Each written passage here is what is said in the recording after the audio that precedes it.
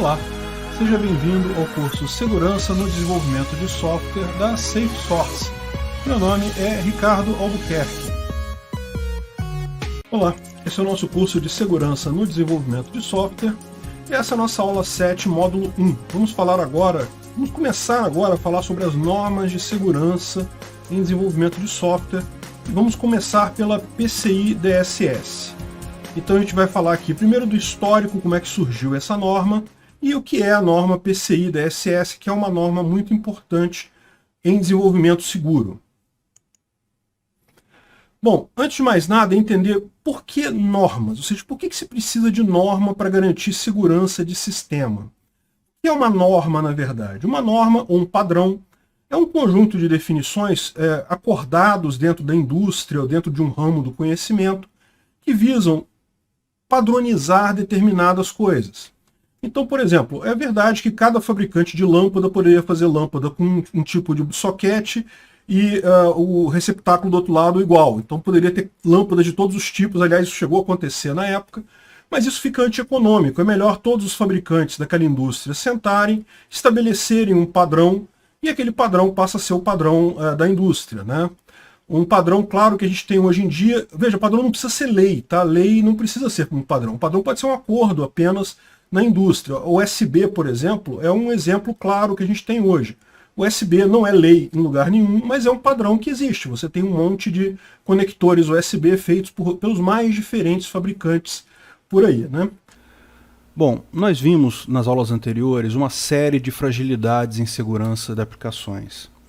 Uma série de formas pelas quais um atacante pode invadir a nossa aplicação, roubar dados, alterar dados, enfim, realizar ações danosas na nossa aplicação. A nossa preocupação agora é defender a nossa aplicação. Como a gente evita que um atacante tenha sucesso ao atacar a nossa aplicação. Quando eu apresentei para vocês alguns dos ataques, eu já apresentei também algumas dicas de como que se evita aquele ataque. Mas a gente viu isso de forma aberta, espalhada, sem uma estruturação. O que a gente vai ver agora é do ponto de vista prático, de forma estruturada, como você evita um problema na sua aplicação. Segurança de aplicação é uma daquelas áreas em que há sempre uma competição, ou seja, está sempre havendo melhoria na segurança, os atacantes desenvolvem aplicativos mais danosos e aí conseguem quebrar aquela segurança, e daí a segurança é melhorada, então é sempre uma disputa. Não se pode enxergar a segurança como algo estático. Eu vou fazer a minha aplicação dessa forma e pronto, ela está segura para todo o resto do sempre. Isso não funciona assim. A segurança ela é sempre dinâmica. Sempre que se fala em medidas para garantir a segurança da aplicação, é sempre algo dinâmico, é sempre estabelecer um processo que vai tratar isso ao longo do tempo. Além disso, tenha em mente que a tarefa nossa, a tarefa do defensor, de quem defende uma aplicação, ela é muito mais árdua do que a tarefa do atacante. Esse é o chamado dilema do defensor. O defensor ele precisa proteger todas as partes da sua aplicação, todo o perímetro daquela aplicação. O atacante ele só precisa achar uma única fragilidade. Um ponto só que ele ache de fragilidade ele já teve sucesso. Então, a nossa tarefa é realmente muito mais árdua. A gente precisa fazer isso de uma forma estruturada, de uma forma segura, para garantir que a gente não deixou nenhuma portinha aberta lá por trás na nossa aplicação. Quais são as diretrizes para quem vai defender um sistema? A primeira coisa é aprender com a experiência. Tanto com a sua própria experiência, você ver os pontos que você teve falha no desenvolvimento e melhorar isso ao longo do tempo, e lógico, com a experiência de outras pessoas. Então, existem bancos de dados de vulnerabilidades, bancos de dados de problemas de segurança, e é muito útil que a gente estude esses bancos para evitar que a nossa aplicação caia nos mesmos erros. Redundância de controles é fundamental. Como a gente já explicou, a coisa é dinâmica, eles estão sempre inventando novas formas de atacar a sua aplicação. Então, se você protege-se contra SQL Injection usando apenas um item, se amanhã descobrir uma forma de contornar esse item, sua aplicação está automaticamente vulnerável. Ao passo que se você coloca mais de um nível de controle, mais um nível de barreira de proteção, o atacante teria que contornar todas elas. Então amanhã pode surgir uma fragilidade em uma delas, mas você tem as outras para te garantir. E veja, é muito importante não construir dois muros paralelos, não usar duas vezes a mesma proteção, mas ao contrário, proteger de formas diferentes. A gente já viu um pouco como a gente faz isso, até quando falamos das fragilidades em aplicações. Eu expliquei para vocês que se você fizer uma validação de dados de entrada adequada, em tese você nem precisaria fazer o encoding do HTML na sua aplicação. Na prática você deve fazer as duas coisas, você deve validar os dados de entrada para evitar caracteres indevidos e você deve fazer o encoding da aplicação, porque se o atacante conseguir alguma outra forma de colocar aquilo no seu banco de dados, você ainda está protegido pela segunda parte, pelo encoding adequado. Lembre-se, a segurança de um sistema, ela não é a média da segurança de todos os componentes do sistema, ela não é o máximo da segurança, ela é sempre o elo mais fraco. O componente menos seguro é o que define a segurança de toda a cadeia de componentes. Aí que entra um fator fundamental.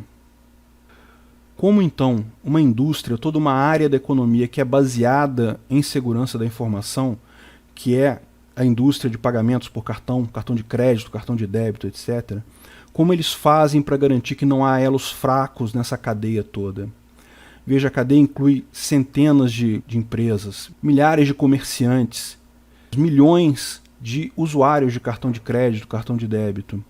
Como garantir que em todo esse ambiente não há elos fracos para a segurança?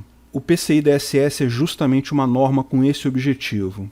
Ela visa apresentar uma série de requisitos que devem ser obedecidos pelas pessoas que estão nesse mercado, que estão nessa indústria, para garantir que não há elos fracos, porque se houver um elo fraco nessa cadeia, vai ser ali que o atacante vai fazer o ataque dele, e daí todo o sistema acaba vulnerável devido àquele elo mais fraco. Como funcionam os cartões de pagamento? E aí cartões de pagamento incluem cartões de crédito, débito, refeição e etc. Bom, você tem algumas bandeiras, que são grandes empresas que gerenciam esse mercado. Eu coloquei aí as três mais conhecidas, a Visa, Mastercard e a Amex.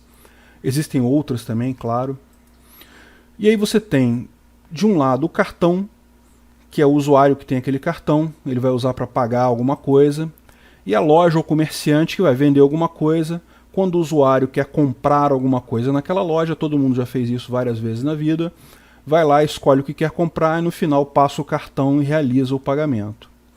Mas é lógico, as bandeiras não gerenciam esse mercado todo sozinhas. Como é que eles fazem? Eles têm, de um lado, parceiros chamados emissores. Quem são os emissores? Tipicamente são bancos que vão emitir os cartões de crédito e vão cuidar para fazer todo o relacionamento com os usuários de cartão de crédito. Então, quando você recebeu o seu cartão de crédito, provavelmente você não ligou para a Visa para ganhar aquele cartão de crédito. Foi o seu banco, Itaú, Bradesco, Banco do Brasil, Santander, etc. Qualquer banco aí tem esse papel de emissor. E o seu banco emitiu para você um cartão de crédito. Então, qual que é o papel dos emissores nessa história? Eles vão analisar os clientes que merecem ou que podem ter cartão de crédito, vão emitir aquele cartão, vão fazer todo o contato com os usuários, vão emitir as faturas periodicamente, etc. Por outro lado, você tem também os autorizadores. Quando você passa o cartão na loja, ela tem que saber se você tem crédito naquele cartão, se o seu cartão não foi bloqueado, esse tipo de coisa. Então ela comunica-se com essa figura que é o autorizador, que basicamente vai dizer se aquele cartão está bom, se ele tem crédito e etc. E lógico, no que você gastou X reais, ele vai debitar aquilo do seu limite de crédito, de forma que você não possa ultrapassar o limite. Essa figura do autorizador ultimamente está bastante centrada na Cielo, antiga VisaNet, que é a empresa que faz autorização para a maior parte dos cartões no Brasil. Mais uma vez, não é a única, mas é bastante importante, é a central aqui no Brasil. E também está ligada aos bancos. Tá? Os bancos também usam esse papel de autorizador. Vamos ver em detalhe cada um desses papéis. Então os emissores, que são os bancos, eles fazem o marketing, vão vender o cartão, vão enviar cartão para o cliente. mandar o contrato para o cliente assinar, o cliente aceitou, vai receber o cartão, vai usar o cartão, mensalmente vai receber uma fatura para pagamento. Então os emissores também são responsáveis por receber aquele dinheiro e avisar para a bandeira que, olha, o cliente pagou, tá ok, pode liberar o crédito dele, e por aí vai. O autorizador, eles fazem esse papel também com as lojas. Então eles credenciam lojas e comerciantes. Eles fornecem também o POS, que é aquela maquininha que você passa o cartão. É o meio mais comum de se fazer isso, né? Existem também maquininhas que o comerciante compra, existem sistemas que já fazem toda essa leitura automatizada, mas tipicamente o autorizador é quem credencia as lojas. Ele recebe, então, faz um contrato, assina um contrato com as lojas, fornece os equipamentos, ele recebe a comunicação de pedido de autorização para cada pagamento, autoriza ou não aquele pagamento, e lógico, numa frequência específica, ele paga o comerciante. Então, em determinado tempo, o comerciante vai receber o valor daquela compra que foi feita via cartão de crédito. Bom, existe uma forma um pouco diferente. O que a gente viu ali é basicamente a loja física, tá? Então, é um comerciante que tem uma loja física que usa o cartão de crédito, que aceita cartão de crédito. Mas você tem um tipo de loja que é chamada de cartão ausente, ou seja, as pessoas fazem compras sem necessariamente o vendedor ter acesso ao cartão do comprador. Basicamente você tem vendas pela internet, e-commerce, mas também vendas por telefone. Lá fora é comum também vendas por correspondência, né, eles chamam vendas por catálogo. Aqui no Brasil já teve isso, mas hoje em dia meio que caiu em desuso, você não tem mais esse tipo de coisa. Basicamente, a venda pela internet é hoje o que é mais significativo. E aí isso é um pouco diferente, porque você tem a figura do gateway de pagamento.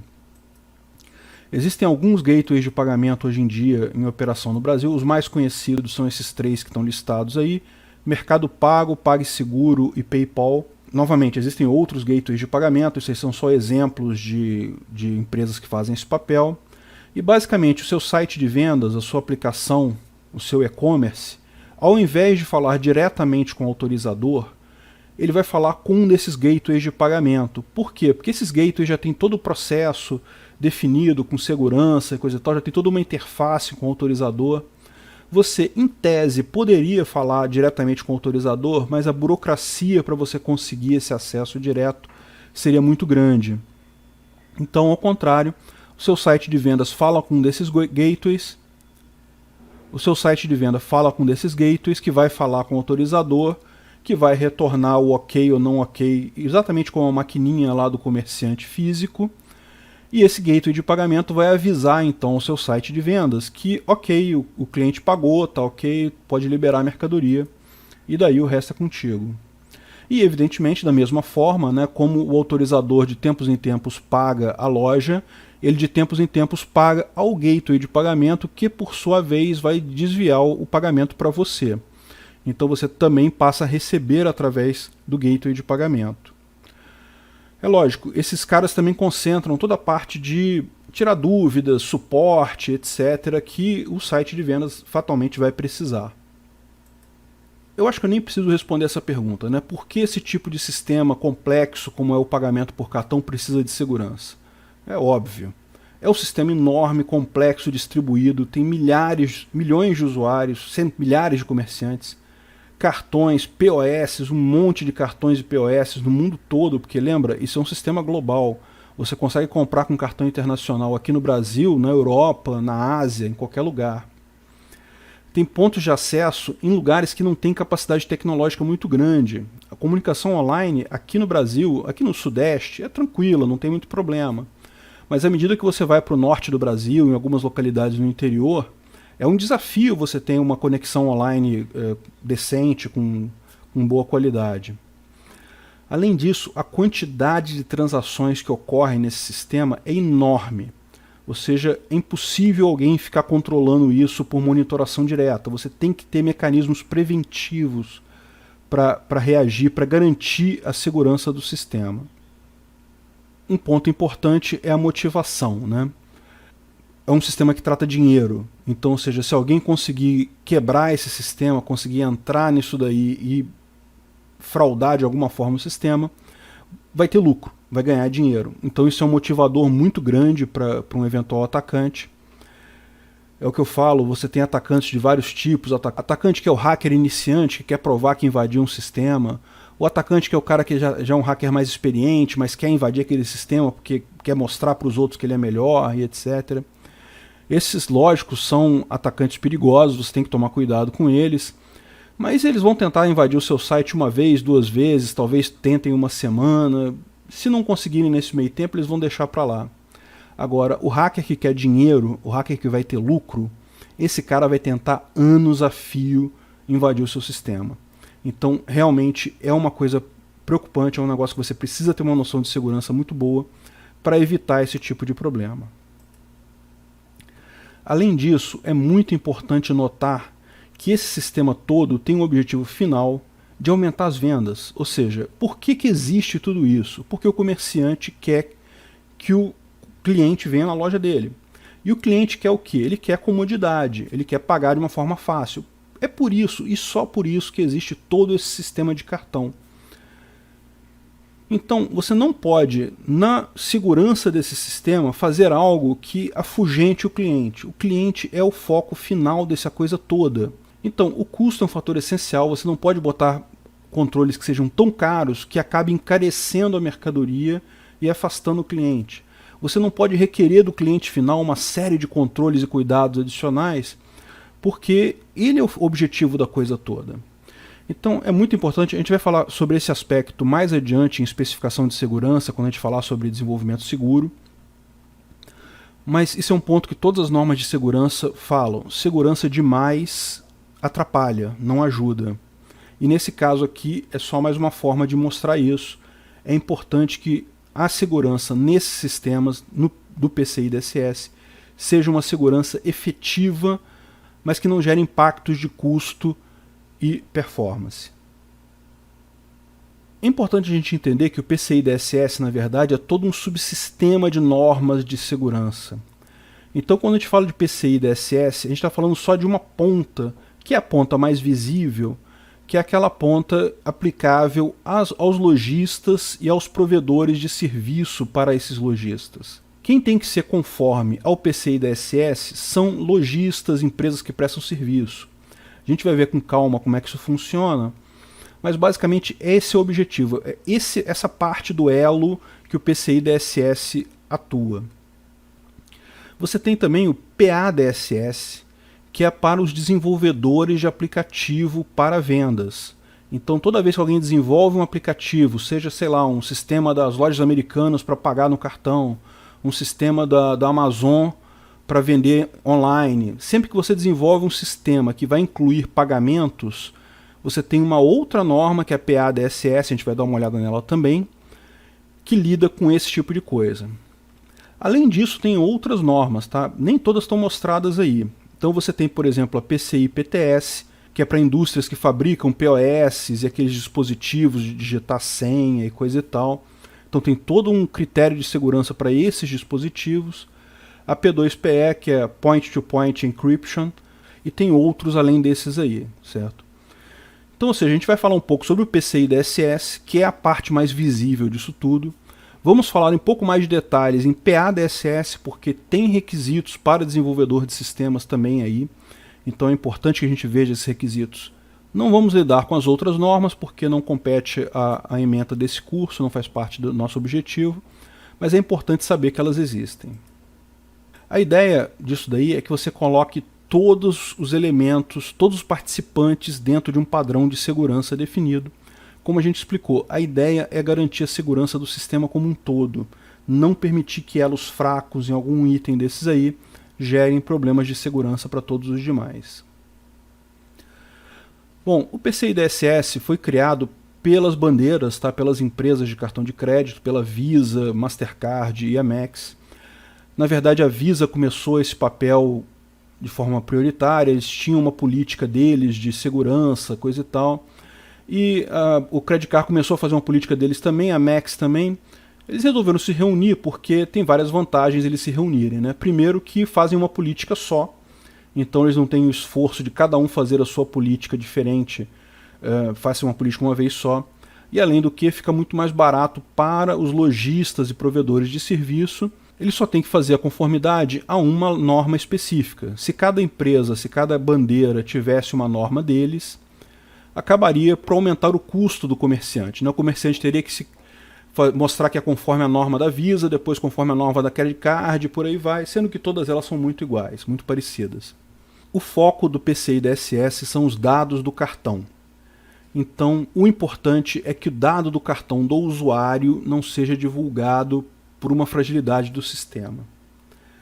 O escopo da avaliação PCI DSS varia de empresa para empresa. Quem define é a própria empresa, o próprio estabelecimento, que vai definir qual é o escopo dos seus sistemas que tem que estar conforme com o PCI DSS. Então, na minha loja eu tenho o meu sistema de vendas, tenho o meu sistema de RH, tenho o meu sistema de compras, tenho um monte de sistemas na minha loja. O meu escopo, evidentemente, é o sistema de vendas, porque é ali que eu recebo dados de cartão, eu recebo os pagamentos. Mas veja, se esses sistemas estão interligados entre si, isso traz os demais sistemas para o escopo. Então, uma política que muitas empresas, principalmente empresas grandes, como lojas de departamento grandes, etc., fazem, é a chamada segmentação de rede, justamente para você diminuir esse escopo. Veja, a segmentação de rede não é obrigatória para o PCI DSS, mas ela é uma coisa que ajuda. Segmentação de rede é o seguinte, é você ter uma rede própria, sistemas próprios, uma VLAN própria, só para os dispositivos de pagamento, só para aqueles dispositivos que lidam com dados do cartão. Qual que é a vantagem disso dentro do PCI DSS? Que você só precisa auditar e certificar essa parte da rede, você não precisa mais se preocupar com o resto da rede, que lida com compras, com RH, com ponto de funcionário, sei lá, enfim. Você só precisa, você foca a sua análise PCI DSS nessa rede segmentada. Então, embora o PCI DSS não requeira segmentação de rede, na prática, para a maior parte das empresas, acaba sendo quase que uma obrigação fazer isso. É lógico, o escopo também inclui os sistemas de hospedagem e serviços terceirizados, todos que atuarem no foco nos dados de cartão de crédito. Então, o que você tem que certificar PCI DSS na sua loja, na sua empresa? É isso daí, é a parte da sua empresa, os sistemas, rede, elementos de rede e etc., que tratam com cartão de crédito, com dados de cartão de crédito, com pagamento via cartão, e tudo aquilo que estiver ligado a esses. Então, tudo aquilo que estiver ali no meio do caminho, se aquele sistema tiver uma interface com outro sistema, etc., aquilo tem que ser certificado também. E, por exemplo, você tem o seu site que está hospedado num provedor de hospedagem, sei lá, HostGator, GoDaddy e etc. Como é que você faz isso? Olha, para o seu site atender a essa especificação, você tem que... a hospedagem, o serviço de hospedagem tem que também estar conforme com o PCI DSS. Você tem lá no site do Security Council do PCI DSS a lista de empresas e provedores de serviço que estão certificadas, então você pode usar uma dessas. Ou você usa uma outra opção, que a gente vai ver mais adiante, que é usar um gateway de pagamento que faça o pagamento todo para você, de forma que o seu site sequer lide com dados de cartão de crédito. Isso é uma política que muitas empresas pequenas têm adotado para fazer pagamentos. Justamente você se distancia totalmente do dado do cartão de crédito para evitar ter que se certificar no PCI DSS. Para você entender como é que é a certificação, você tem que entender que existem níveis de segurança requeridos. Então, as empresas são divididas em 4 níveis. Tá? Na verdade, são divididas em 4 níveis. Pela Visa e Mastercard, a Amex considera só 3 níveis. No primeiro nível, são aquelas empresas realmente grandes, ou seja, lojas ou estabelecimentos que processem mais de 6 milhões de transações por ano. Ou seja, a gente está falando de Amazon.com, de empresas realmente grandes. Aí você tem uma faixa intermediária que processa entre 1 milhão e 6 milhões de transações no Visa ou Mastercard. Repara, a Amex ela tem uma classificação um pouco diferente, né? Para ela, nível 1 já é qualquer um acima de 2,5 milhões. E um outro ponto importante, tá? Esses níveis são assim, quem processe mais quem processe mais de 6 milhões de transações por ano, ou quem avisa, diga e aponte e fale, olha, você é nível 1. Eles podem fazer isso. Pela norma PCI DSS, tanto a Visa, quanto a Mastercard, quanto a Amex podem virar para um estabelecimento qualquer, por qualquer motivo, e falar, olha, eu sei que você processa só 50k transações por ano, mas as suas transações são muito altas, ou você teve um histórico no passado de fraudes, ou existe algum problema do lugar onde você está estabelecido, e, portanto, embora você fosse nível 2, eu quero que você seja nível 1. E aí você é obrigado a ir para o nível 1. O nível 3 é para estabelecimentos e-commerce. Então, estabelecimentos que processem entre 20 mil e 1 milhão de transações por ano, exclusivamente e-commerce. E o nível 4 é para estabelecimentos de e-commerce até 20 mil transações por ano, e todos os demais estabelecimentos até 1 milhão de transações por ano. Repara que essa classificação ela já joga o e-commerce um nível para cima, justamente porque é um nível mais... justamente porque o e-commerce tem um nível de tentativas de ataque, de tentativas de fraude maior do que os outros estabelecimentos. Não quer dizer que outros estabelecimentos também não sejam atacados, mas certamente o nível de ataque é muito maior nesses. Pagamentos tipo cartão não presente, ou seja, e-commerce, venda por telefone, venda por catálogo, o que a gente já mencionou antes. Existe um caso especial que eles abriram até uma subcategoria aqui, que é o AEP, que é o e-commerce que usam gateways de pagamento de terceiros. Bom, tipo B, POS direto. Uma grande quantidade de lojas, o cara tem lá o POSzinho dele, aquele point of sale, aquela maquininha de venda no cartão, né?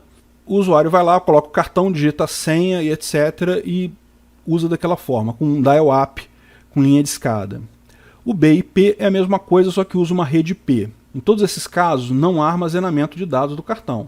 Os dados são transmitidos do POS para o autorizador e pronto, não fica nada guardado em lugar nenhum.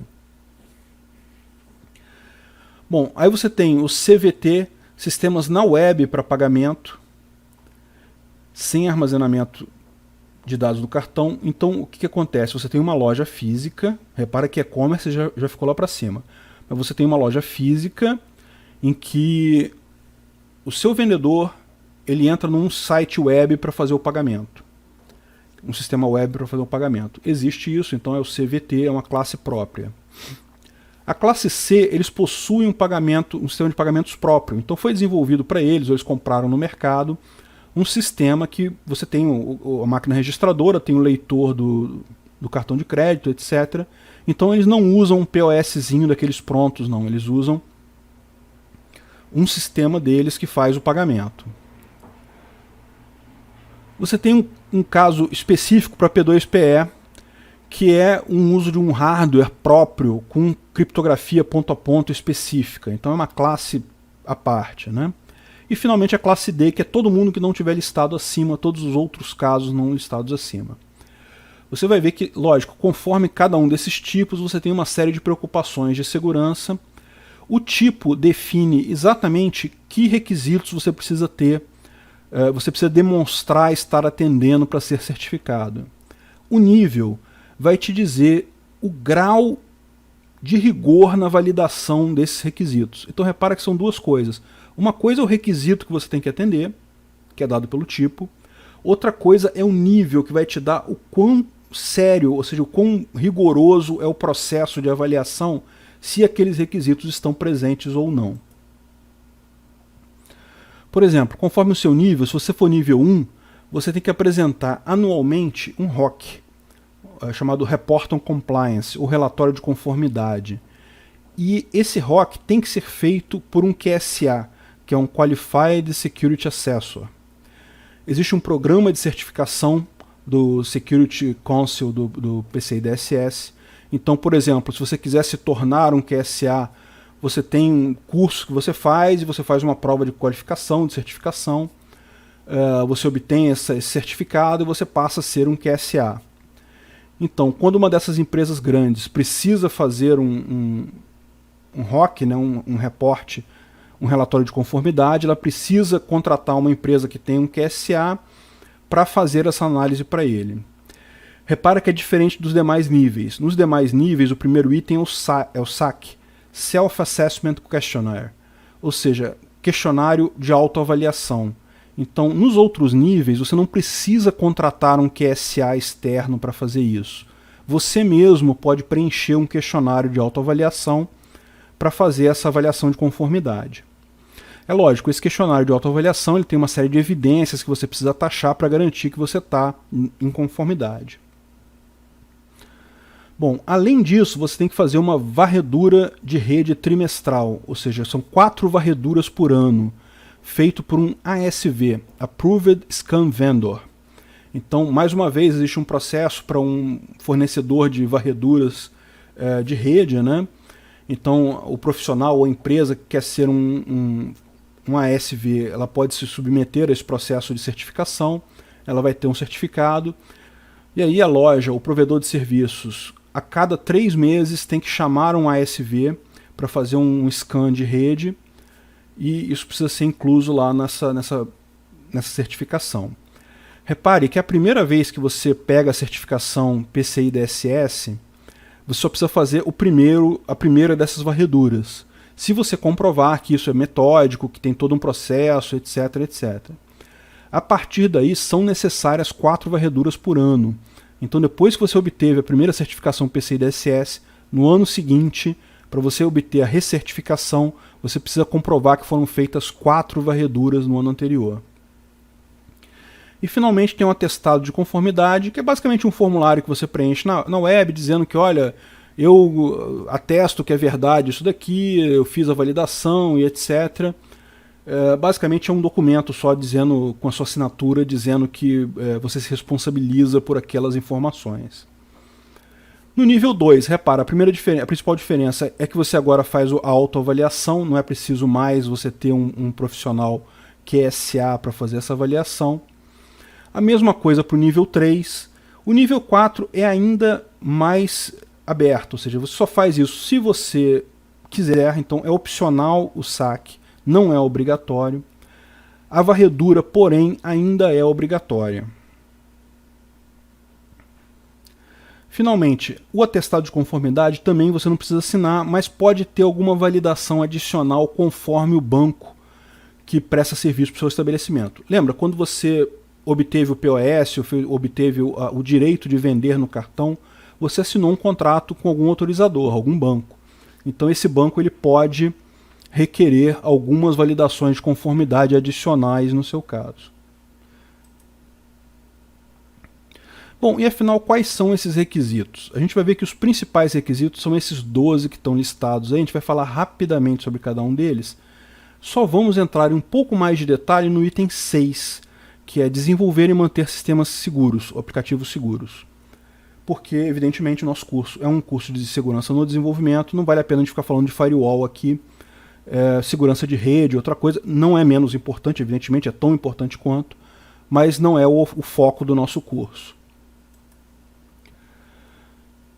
Se você abrir a norma, a PCI DSS ela tem uma versão em português, a versão mais recente dela é a 3.2, no momento que eu gravo essa aula, mas periodicamente ela é revisada.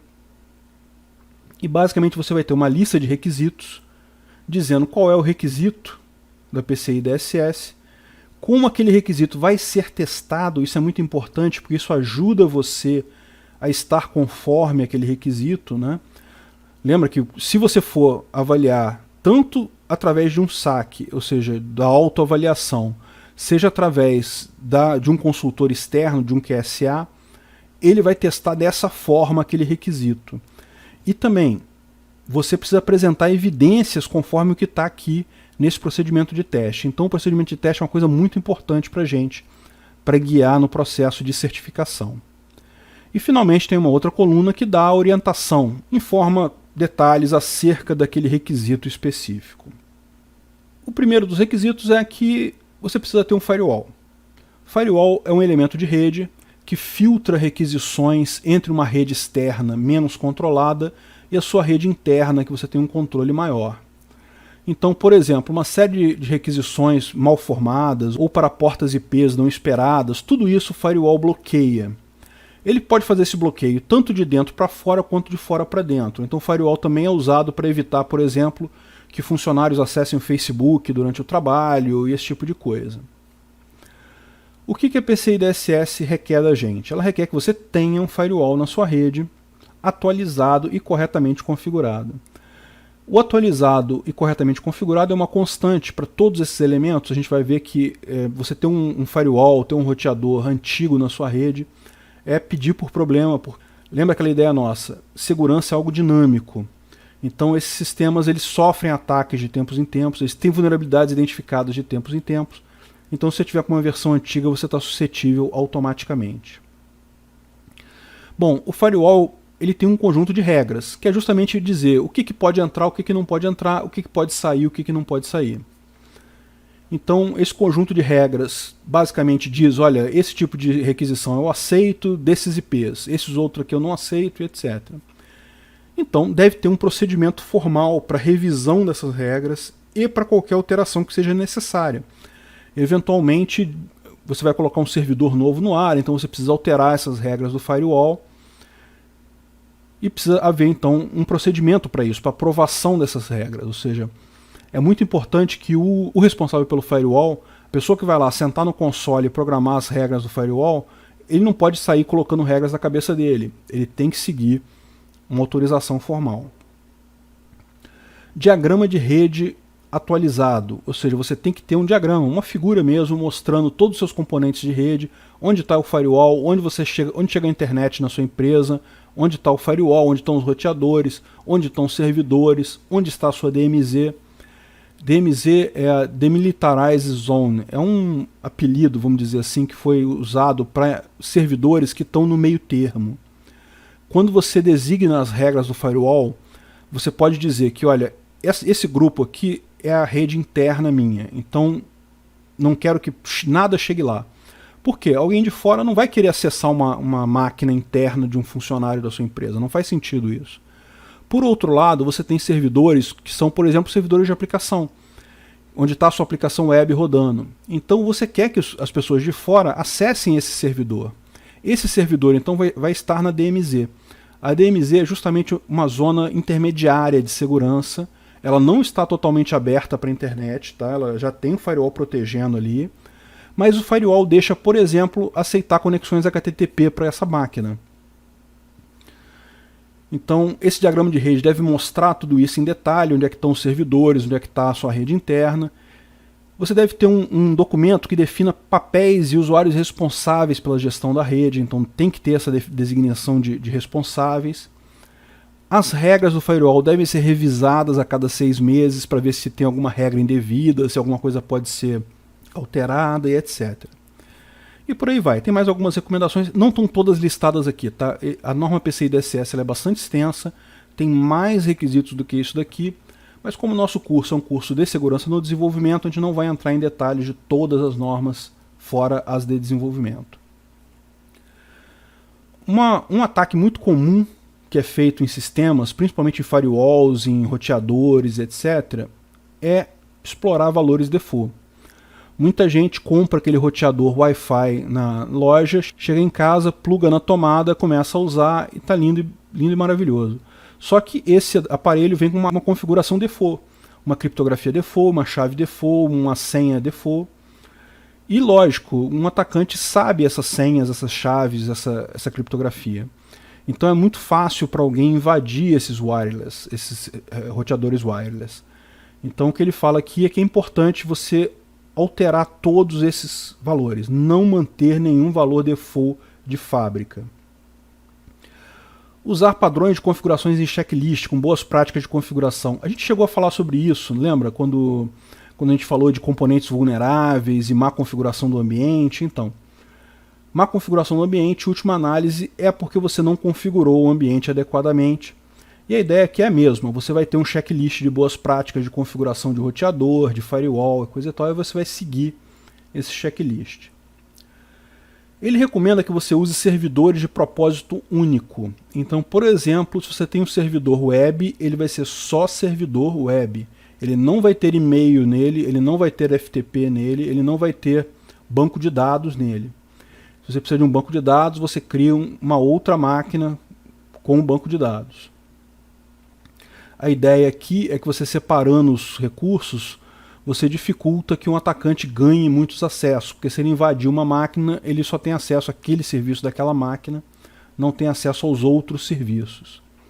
E além disso, fica mais simples de você configurar os serviços necessários em cada servidor.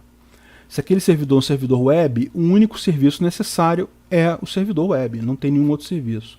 Você pode desabilitar a porta 25, pode desabilitar a porta 22 e por aí vai. Tem uma série de outras coisas aqui. Fazer um inventário de sistemas em componentes, deve saber todos os sistemas que existem na sua empresa. Isso pode parecer uma coisa fácil, mas experimenta fazer isso. Vai numa empresa grande e tenta listar um inventário de todos os sistemas que tem na empresa. Evidentemente, os provedores de hospedagem compartilhada devem atender alguns requisitos. Além desses requisitos aqui, eles têm uns requisitos próprios para eles. Tá? Como a gente falou, a PCI DSS é, na verdade, um conjunto de normas para um monte de gente. Então, isso daqui tem normas para provedores de hospedagem, se não me engano, é anexo A da PCI DSS. Bom, o terceiro conjunto de requisitos, é o mais óbvio deles, é proteger os dados dos cartões. Então tem uma tabelinha que é muito interessante que mostra quais são os dados importantes e o que pode ser guardado e o que não pode ser guardado. Então vamos lá. Primeira coisa, o que eles chamam de PAN, ou Primary Account Number, é o número do cartão, aquele númerozão grandão que tem no seu cartão de crédito. A empresa que faz a venda para você, ela pode guardar esse número? Sim, ela pode guardar esse número. Mas ela tem que guardar de uma forma não legível, ou seja, com criptografia, e sempre que mostrar aquela informação para o usuário, ela tem que mostrar de forma mascarada. Não pode mostrar, só pode mostrar no máximo os 6 primeiros dígitos e os 4 últimos dígitos. Não pode mostrar os dígitos do meio. Bom, o que mais a empresa pode guardar? O nome do cartão, o nome do usuário. O seu nome que tem lá no cartão, ela pode guardar essa informação e pode apresentar essa informação, então não tem problema. Service Code, tem alguns códigos no seu cartão que designam o tipo de cartão, se é débito, crédito, etc. Ela pode armazenar e ela pode mostrar. E a data de expiração, ela também pode armazenar e pode mostrar. Veja, quando fala mostrar aqui, é mostrar quando necessário, tá? Não é divulgar isso publicamente para todo mundo, evidentemente. Tem um outro conjunto de dados chamado dados sensíveis de autenticação. E esses, o sistema não pode armazenar de forma alguma. Evidentemente, se ele não pode armazenar, ele não pode mostrar aqueles dados, porque, evidentemente, ele não foi armazenado. E o que são esses dados sensíveis de autenticação? Primeiro, é a chamada Full Track Data. Full Track Data é o seguinte, a gente falou um pouco sobre Smart Cards, quando a gente falou sobre autenticação por algo que só a pessoa tem, e eu expliquei para vocês que a maior parte desses Smart Cards são de memória simples. Então, ou são Smart Cards que tem aquela tarja magnética, e ali tem uns dados guardados, um determinado conjunto de dados guardados, ou mesmo que o cartão seja de chip, aquele chip nada mais é do que uma memória que guarda um determinado conjunto de dados. E esses dados que estão ali são essa Full Track Data. Então, os dados que você lê, tanto na tarja magnética do cartão, quanto você lê pelo chip de um chip de memória, você não pode guardar isso na sua aplicação. Você pode ler e mandar para o autorizador, mas não pode gravar. A mesma coisa para aquele códigozinho que fica na parte de trás do cartão, aquelas 3 letrinhas. Dependendo da bandeira, eles têm nomes diferentes. Então pode ser CAV2, CVC2, CVV, CID e por aí vai. Mais uma vez, você pode ler aquela informação, mas não pode armazenar ela. Você tem que passar isso direto para o autorizador, mas não armazena. E finalmente o PIN, que é aqueles números de autorização do cartão de crédito. Quando você bota o cartão de crédito na maquininha, ele pede para você digitar a senha. A senha é o PIN. Isso também, essas informações não podem ser armazenadas em lugar nenhum. A gente vai ver nos requisitos de desenvolvimento que assim, até na memória, você ter aquilo numa variável interna, você precisa, depois que você passou aquilo para o autorizador, você sobrescreve a variável antes de liberar ela. É importante para não ter essa informação mesmo na memória do sistema. Bom, Entram aqui alguns outros requisitos também que a gente vai falar rapidamente. Criptografar dados de cartão. Então, aqueles dados que você pode armazenar, você deve armazenar criptografados. Não enviar nunca por meios não seguros, como e-mail, SMS, etc. Antivírus. Manter antivírus atualizado, anti-malware, etc. Ou seja, essas ferramentas, na verdade, elas têm uma eficácia limitada, né? Ou seja, a quantidade de vírus que elas conseguem efetivamente pegar é relativamente limitado, mas é melhor você ter um antivírus do que você não ter um antivírus. Então é importante você ter um antivírus de boa qualidade, executar avaliações periódicas, etc. O item 6 é aquele que nos interessa um pouco mais. É o que fala sobre sistemas seguros, desenvolver sistemas seguros. E aí cabe a gente fazer uma distinção importante aqui. A gente está falando aqui de PCI DSS. Então a gente está falando da norma que o vendedor precisa se conformar com ela. Existe também a PA-DSS, que também é sobre sistemas seguros. Mas a PA-DSS é para quem fabrica software de caixinha. Por exemplo, eu sou uma empresa de software, eu vou fabricar uma solução para vendas para lojas de roupa. Então beleza, eu vou fabricar essa solução, eu tenho que atender a PA-DSS. Eu não sou um fabricante, eu não vou fazer contato final com o cliente. Eu vou fornecer o software que o lojista vai usar para fazer o pagamento do cliente. Então, nesse caso, não são esses requisitos aqui, são os requisitos que a gente vai ver mais adiante do PA-DSS. Esses requisitos aqui é quando o vendedor vai desenvolver um sistema dele de pagamento. Então, eu tenho uma loja e, por algum motivo, eu quero fazer um sistema customizado meu para pagamento, né? Sei lá, eu tenho uma venda customizada, eu pinto da cor que o cara quer na hora que ele vai comprar. E então eu quero ter um sistema customizado para mim. E lógico, esse meu sistema tem que ser conforme o PCI DSS, porque eu faço vendas com cartão de crédito. Então, se eu, vendedor, estou desenvolvendo um sistema para meu uso próprio e quero certificar ele no PCI DSS, são esses requisitos que a gente vai ver agora. É o item 6 da PCI DSS. Mas se eu sou um fabricante de software, uma fábrica de software, e vou produzir uma solução de mercado para outras pessoas usarem, para outras lojas adquirirem e usarem aquela solução, ou seja um sistema de vendas presencial, seja um sistema de vendas tipo e-commerce, seja um gateway de pagamento, tudo isso precisa ser conforme o PA-DSS, que a gente vai ver mais adiante. Apesar de que os requisitos são muito similares, mas tem algumas diferenças. Então vamos lá. Quais são os requisitos para desenvolvimento de sistemas no PCI DSS? Ou seja, se eu como uma loja for desenvolver um sistema. Bom, a primeira coisa que ele fala é monitorar listas de discussões sobre vulnerabilidades periodicamente. Isso é muito importante. Você desenvolve um sistema em Java usando o framework XYZ. Amanhã descobriram uma fragilidade nesse framework XYZ. Você precisa saber disso rápido. Você precisa atuar imediatamente, alterar, trocar o framework, colocar medidas de segurança o mais rápido possível. Isso acontece o tempo todo. E esse exemplo que eu usei não foi sem querer, foi de propósito. Framework Java, volta e meia, saem notícias de fragilidade sobre eles. E é muito comum empresas de desenvolvimento, ou equipes de desenvolvimento, continuarem usando o framework antigaço, porque realmente dá trabalho trocar o framework. Você trocando a versão do framework, geralmente você tem que refazer um monte de detalhezinhos no código, de pequenas alterações. Só que isso é importante para você evitar vulnerabilidades que tem nesses frameworks. Então, tipicamente, o que ele está falando? Ele está falando de você buscar listas de vulnerabilidades na internet. Onde você vai buscar essas listas? Em primeiro lugar, nos fabricantes. Então, no Java, tem lá um site dizendo... se você procurar lá na Java, na página do Java, você tem lá as vulnerabilidades mais recentes, problemas detectados, esse tipo de coisa. Se você desenvolve em outras linguagens, tem também sites que falam tipicamente dos fabricantes ou dos mantenedores daquela linguagem, que falam quais são as vulnerabilidades daquela linguagem. Então é muito importante você periodicamente estabelecer um procedimento. Tá? A sua equipe, uma pessoa vai ficar responsável por toda semana entrar no site e ver se tem alguma vulnerabilidade nova lá. Existem também bancos de dados de vulnerabilidade genéricos, como o CVE e o CWE.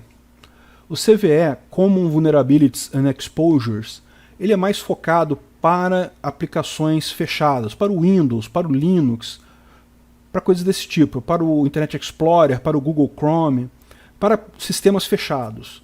Então você pode ir nesse endereço, cve.mitre.org, tem lá uma lista das vulnerabilidades, então isso todo dia tem vulnerabilidade nova, e é lógico que você tem que fazer um filtro para você pegar apenas as vulnerabilidades que interessam para o seu ambiente. Você não vai pegar vulnerabilidade de coisas que não tem nada a ver com você. E lá você encontra também a criticidade dessa vulnerabilidade, que produtos ela afeta e que versões desse produto ela afeta, e como resolver, o que tipicamente no caso do CVE é atualizar para uma versão mais nova. Por isso que a gente já começa a questão toda dizendo, olha, se você tem um ambiente, para manter a segurança do ambiente, você sempre busca manter a versão mais nova desses componentes que estão instalados ali. CWE é o Common Weakness Enumeration, então é um pouquinho diferente. Tipicamente são fragilidades em aplicações desenvolvidas. É alguma coisa muito similar ao OWASP. Lembra que o OWASP tinha o Top 10, que são as 10 maiores vulnerabilidades em aplicação? Então, o CWE tem a Top 25, que é basicamente a mesma coisa. O que muda só, o número que muda é basicamente só porque a forma como eles classificam as vulnerabilidades, né? Por exemplo, a gente viu lá no OWASP Top 10 que o ataque A1, que é o ataque de injection, ou ataque de injeção, ele na verdade não é um ataque só, ele é um conjunto de ataques. Tem script injection, SQL injection, LDAP injection, etc. Então a forma como são classificados esses ataques é que faz essa diferença. Mas basicamente o CWE contém as mesmas informações lá que o OWASP. Eles até têm uma certa interligação, tem dados que fazem o cruzamento dos dois. E o que é importante, tem a descrição do problema, criticidade e recomendações de como o desenvolvedor pode melhorar isso. Ah, mas como é que surge fraqueza no código? Eu desenvolvi de acordo com a melhor prática do mercado e agora surgiu uma fraqueza no meu código? Como assim? Mas é exatamente assim que funciona. Como eu falei, segurança é dinâmico. Os atacantes descobriram uma nova forma de atingir o componente XYZ. Pode acontecer isso. Aliás, acontece o tempo todo. Então, o seu código, que não era um código vulnerável, agora ele é um código vulnerável, porque agora os atacantes têm a capacidade de contornar o dispositivo XYZ. Então, o seu código se tornou vulnerável. Daí a importância de você consultar essas listas periodicamente para garantir que o seu sistema não está frágil agora. Continuando os requisitos dele, ele fala assim, olha, você tem que desenvolver com segurança. Autenticação, controle de acesso, trilha de auditoria. Esses requisitos de segurança a gente vai ver em detalhes no item, nas próximas aulas do nosso curso, quando a gente falar de desenvolvimento seguro. A gente vai ver exatamente o que é uma boa autenticação, o que é um bom controle de acesso, o que é uma boa trilha de auditoria, uma boa criptografia. Seguir padrões e boas práticas de mercado. Então, o que você deve usar em termos de criptografia, por exemplo? Hoje em dia já se sabe, não pode usar SHA-1, tem que usar SHA-2 512. Além disso, ter uma metodologia de desenvolvimento segura.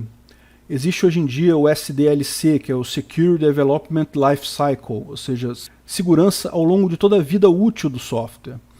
Quando você vai especificar um software, você já pensa em segurança. Quando você vai desenvolver, fazer análise, desenvolver e etc., você faz tudo isso ao longo da vida útil do software.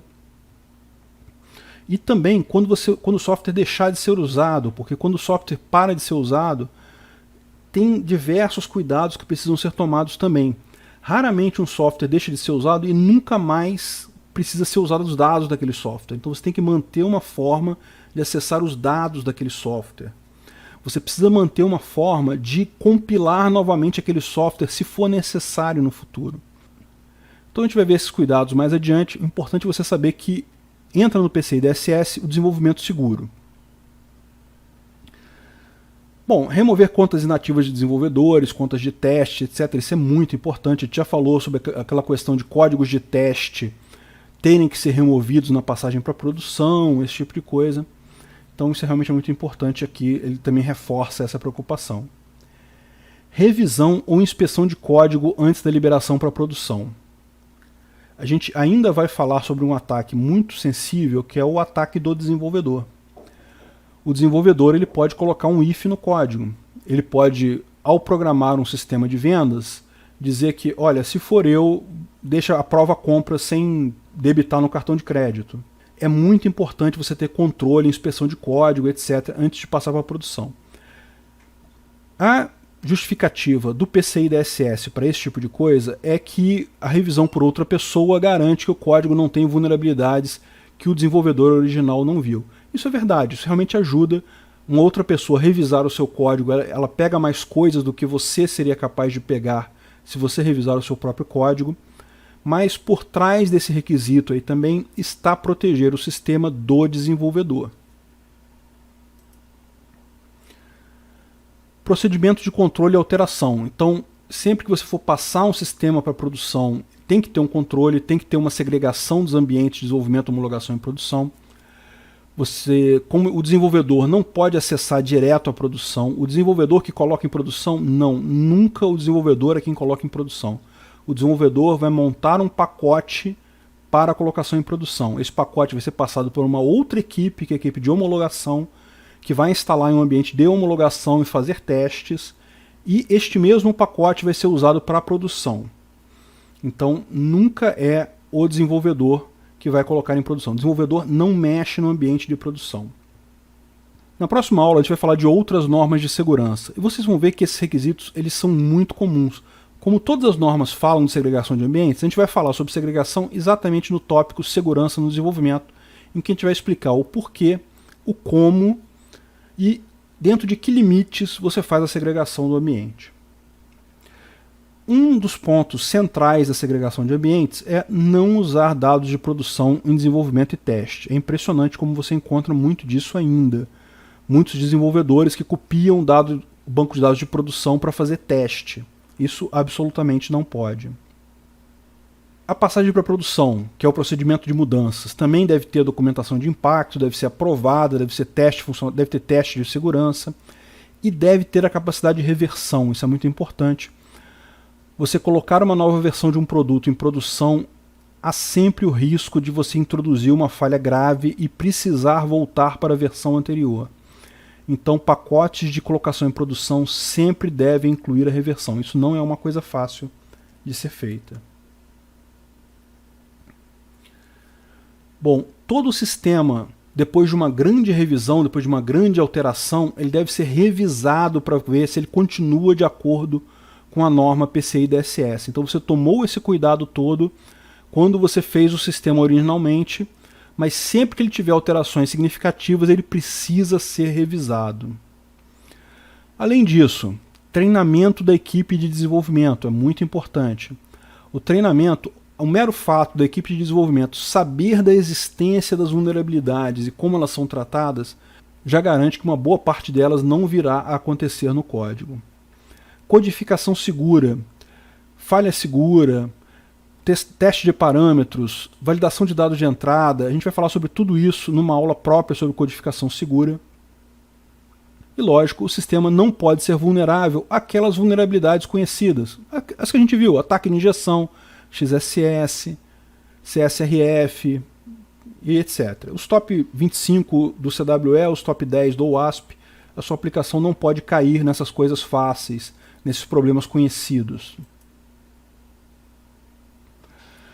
A manutenção do sistema, você verificar novas vulnerabilidades, lembra que eu mencionei, o seu sistema pode ser seguro hoje, pode não ser seguro amanhã, mesmo que você não mexeu em nada ele. Recomenda-se o uso de um firewall de aplicação. O que é um firewall de aplicação? Não tem nada a ver com firewall normal. O firewall de aplicação, eles deram esse nome só porque o nome firewall é muito conhecido no mercado, então é uma coisa meio de marketing, tá? O firewall de aplicação é um componente, geralmente um appliance, que filtra todas as requisições que vão para a sua aplicação. E se ele detecta um ataque tipo XSS ou de injection, coisa e tal, ele recusa aquela requisição. Ele tem umas assinaturas de ataque, por exemplo, igual o antivírus tem assinatura de vírus, então ele checa essas assinaturas e se identificar uma requisição suspeita ou certamente danosa, ele recusa essa requisição. Finalmente,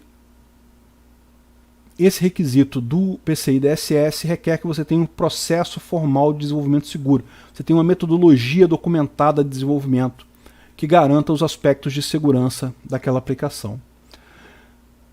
Veja, a minha experiência é, para uma pequena loja, um pequeno comerciante desenvolver um software, é impraticável isso, porque é um custo muito grande.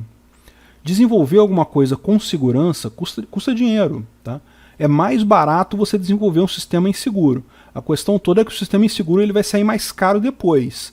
Mas o processo de desenvolvimento com segurança, ele é um processo formal, ele é um processo mais caro. Primeiro, você tem que ter múltiplos papéis, você não pode ter o desenvolvedor fazendo tudo, você tem que ter equipe de teste totalmente separada da equipe de desenvolvimento, você tem que ter equipe de produção totalmente separada da equipe de teste e desenvolvimento. Tudo isso coloca peso na sua equipe e na prática para empresas pequenas acaba ficando inviável. A alternativa que resta é você adquirir um sistema desenvolvido por um fabricante que seguiu o PA-DSS e, portanto, tem um produto certificado para ser usado. Voltando aos outros requisitos que não são desenvolvimento de software especificamente, embora alguns deles ainda tenham reflexos, né, no desenvolvimento, por exemplo, restringir acesso. Então, a sua aplicação ela deve ter um controle de acesso para evitar que muitas pessoas tenham acesso aos dados do cartão. Quando a gente falou de controle de acesso, lá quando a gente estava falando das vulnerabilidades, é importante que você tenha um controle de acesso tipo autorização, ou seja, por default ninguém tem acesso a nada, e a menos que a pessoa esteja explicitamente autorizada a ver aquele cartão de crédito, o número de cartão de crédito, ela não pode ver aquilo. Autenticação de usuário. Novamente entram aqui aquelas recomendações que a gente falou. A identificação de usuários deve ser individual e não reaproveitada, exceto clientes, porque ele coloca o cliente meio que fora desse esquema, devido a aquela ideia que a gente colocou, né? O sistema ele tem que ser amigável para o cliente não pode se sentir tolhido na hora de fazer a compra, tem que ser fácil para o cliente fazer a compra. Então cliente tudo bem, deixa para lá. E administradores, porque na verdade ele bota requisitos ainda mais sérios para administradores, ainda mais rigorosos. Então ele lista uma série de requisitos de autenticação, que tem que ter todos aqueles requisitos de segurança que a gente falou, tem que ser armazenado via hash, tem que ter bloqueio da senha por tentativas erradas, tem que ter uma senha forte, por aí vai. Restrição de acessos físicos. A loja precisa ter câmeras, precisa ter controle de acesso, catracas, né? Evidentemente você não vai fazer isso para o seu cliente, você não vai botar catraca para o cliente entrar, mas para o cliente você coloca a câmera de vídeo. Para os funcionários, para entrar na parte de trás da loja, você tem que ter o acesso via catraca, via porta fechada, esse tipo de coisa. Mas é muito importante também você ter controle, você limitar o acesso físico a terminais, computadores, roteadores. Às vezes a sua loja tem um computador que fica ali no meio da loja, e é importante que um cliente não possa entrar ali e acessar aquele computador quando o vendedor não estiver olhando, por exemplo. Outra coisa, roteadores Wi-Fi muitas vezes tem aquela coisa de você apertar um botãozinho e ele autorizar a sua entrada na rede. Então, roteadores Wi-Fi também devem ser posicionados de forma que o cliente não possa fazer isso, ele não possa chegar lá no roteador, apertar o botãozinho e logar e entrar na rede da loja. O restante das medidas aqui são todas conhecidas: identificar funcionários, identificar visitantes, tem que ter crachá. A gente fala de visitantes aqui, evidentemente as pessoas que entram dentro da loja, na área específica de funcionários, né? Não estamos falando de visitantes clientes. Clientes e visitantes são coisas diferentes. Proteger mídias físicas, disquete, pendrive, esse tipo de coisa. Tem que se tomar muito cuidado com isso. E também um último aspecto que é muito importante, que é a questão da falsificação de dispositivos. Você deve ter uma lista de todos os dispositivos que tem na sua loja, com a aparência física deles, a descrição de marca, etc. Porque um ataque que existe é quando um atacante coloca um dispositivo fraudado na loja, o vendedor pega aquele dispositivo, pega aquele POS fraudado e usa para fazer uma venda, e nesse meio tempo ficou registrado os dados do cartão do usuário, etc., porque aquele dispositivo era fraudado. Então você deve ter um controle sobre esses dispositivos POS, sistemas, etc., na sua loja, para evitar esse tipo de problema. Registro de trilha de auditoria, então os sistemas devem todos ser configurados para registrar a trilha de auditoria, de forma que você possa identificar eventuais problemas, etc. Essa trilha deve ser revisada periodicamente e a trilha deve ser mantida por 1 ano. Testar os sistemas, então você deve fazer periodicamente. A gente já viu, né, que tem aquelas AVS que você faz a cada 3 meses, fazer a varredura de vulnerabilidades, identificar se tem redes sem fio abertas, etc. Além disso, você deve ter um procedimento de resposta a incidentes, ou seja, o que acontece se você identificar um incidente? Alguém tem que ser comunicado, tem que ser avisado, tem que ser registrado para que evite-se que aconteça aquele incidente de segurança novamente. IDS e IPS, Intrusion Detection System, ou Intrusion Protection System, são sistemas que atuam de forma parecida com um firewall de aplicação, só que eles são mais abertos, eles não são para uma aplicação específica. Eles monitoram toda a sua rede e eles detectam eventualmente tráfego que está passando na sua rede que indica um ataque. Então, se a sua rede já foi comprometida ou se alguém está tentando comprometer a sua rede, esses sistemas têm lá as assinaturas de ataques que eles conhecem, então eles já alertam para avisar que, olha, está havendo uma tentativa de ataque. E no caso do IPS, ele já toma medidas. Então ele já faz o IDS em tese, ele detecta a intrusão e só avisa, olha, tá rolando uma intrusão. O IPS ele vai além, ele detecta a intrusão e toma contramedidas. Então ele desliga a rede, ele fecha o banco de dados, enfim, ele toma medidas para evitar que aquele ataque tenha sucesso. Finalmente, política de segurança. Política de segurança é a definição de responsabilidade sobre a segurança da empresa. Então você vai ter na sua loja uma pessoa que é responsável pela segurança. Essa pessoa pode ser uma pessoa só, pode ser um comitê de pessoas, um grupo de pessoas. E esses são responsáveis por fazer todas essas medidas que a gente mencionou aqui. Fazer o registro de incidentes, tratar os incidentes, verificar se todos os procedimentos de segurança estão sendo seguidos e etc. Fazer a conscientização de segurança, treinar os funcionários da loja, ou seja, mostrar, fazer campanhas educativas, o que é um comportamento de fragilidade, o que não pode ser feito, o que deve ser feito para garantir a segurança de tudo ali. Inclusive, essa política deve valer para terceiros e prestadores de serviço na sua loja.